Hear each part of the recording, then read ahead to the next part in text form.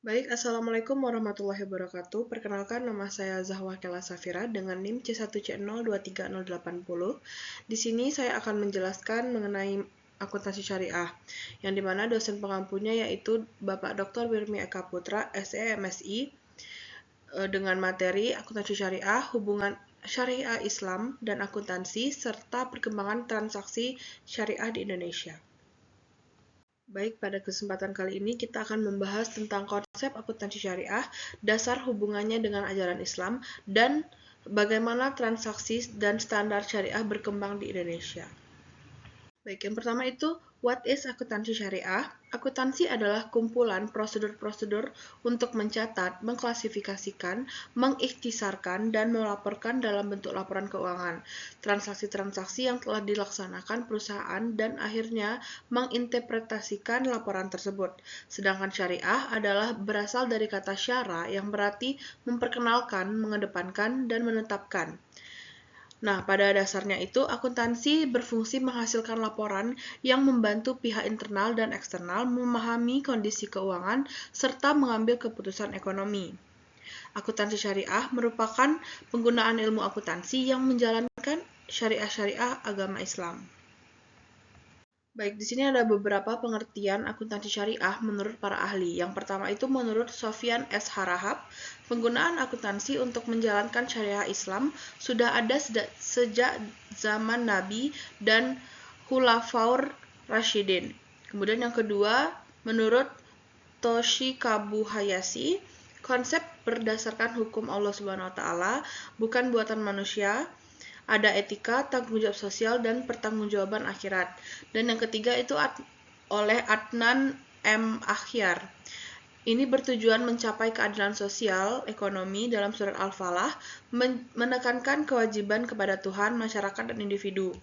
Nah, para ahli ini menekankan bahwa akuntansi syariah memiliki nilai moral dan ibadah, bukan sekedar mencari laba seperti akuntansi konvensional. Baik, di sini ada pun prinsip-prinsip akuntansi syariah. Yang pertama itu ada full disclosure atau pengungkapan penuh. Yang kedua itu ada konsistensi. Yang ketiga itu ada accrual atau accrual basis. Yang keempat itu ada nilai tukar yang berlaku atau exchange value.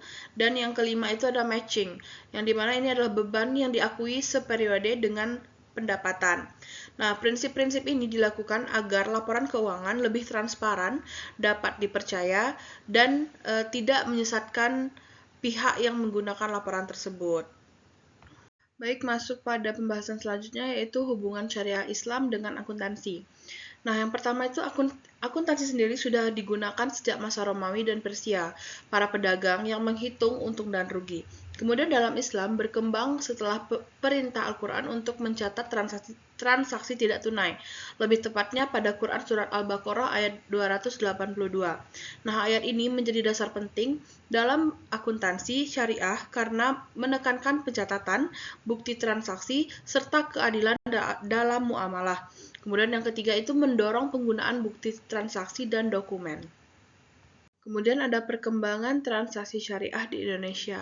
Yang pertama itu pertumbuhan lembaga keuangan syariah yang sangat pesat, seperti bank, asuransi, pasar modal, dan dana pensiun.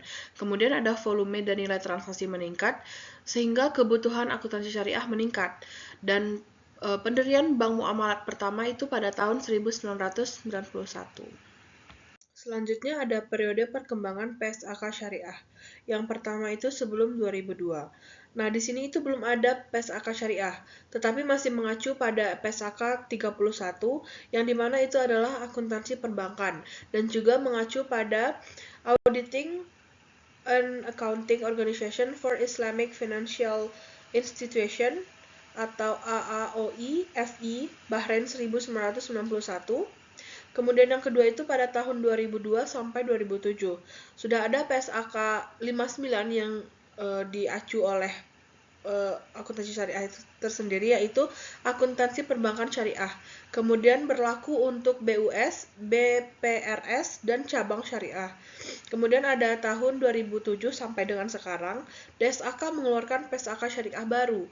Nah, ada KDPPLKS, yang dimana itu adalah kerangka dasar laporan keuangan syariah yang berlaku untuk entitas syariah dan transaksi syariah di entitas konvensional. Nah, perkembangan transaksi syariah ini mendorong kebutuhan standar akuntansi yang sesuai syariah, sehingga PSAK syariah terus disusun dan diperbarui. Nah, adapun kesimpulan dari materi yang telah saya sampaikan tadi adalah akuntansi syariah merupakan proses pencatatan, pengukuran, dan pelaporan transaksi keuangan yang dilakukan berdasarkan aturan syariah Islam, sehingga tidak hanya berfungsi sebagai alat informasi ekonomi, tetapi juga sebagai bentuk pertanggungjawaban moral dan ibadah. Akuntansi syariah menekankan prinsip-prinsip seperti pengungkapan penuh, konsistensi, akrual, nilai tukar yang berlaku, dan penandingan dengan tujuan utama mencapai keadilan sosial ekonomi, serta memenuhi kewajiban kepada Tuhan, masyarakat, dan individu.